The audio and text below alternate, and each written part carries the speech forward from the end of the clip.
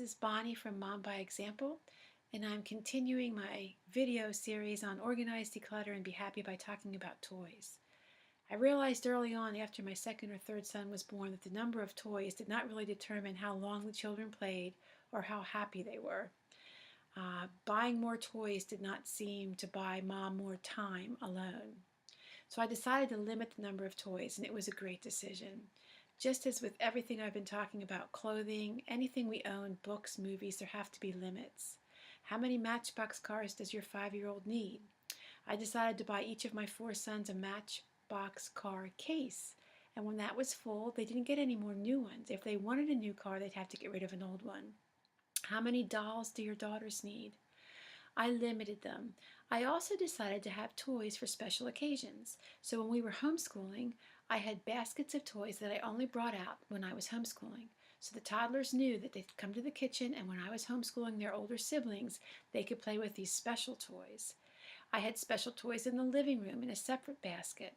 And when I was in the living room, maybe nursing the baby or just doing something in the living room, that's when they could play with those toys. That was a system that worked for us. Another system that worked for us was when we had company and they came over with children, I would have special baskets in the attic I'd bring down for when company came. That way the toys were new not only for the company but for my children. And that worked well. I believe that the limits helped my children appreciate what they had. I also found that throwing things in a toy box, just continually getting new toys and putting them in a toy box, was like having a mom with a gigantic purse or diaper bag. We never even know what's in the bottom of it, and we're too tired to find out. And that really happened with my children. So having these baskets or boxes in each room, and I had a couple boxes in their bedroom. They shared bedrooms, and during quiet time they could have 1 or 2 toys from their box and be up on their bed playing quietly.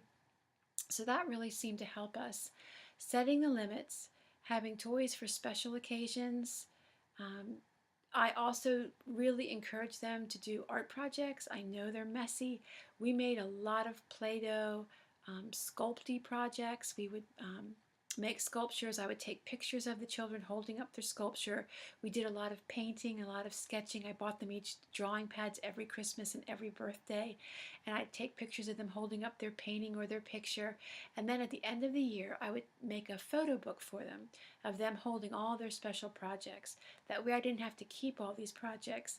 I could give some away, share them with grandma, share them with relatives, and they'd have these photo albums every year of all of their special projects and favorite toys.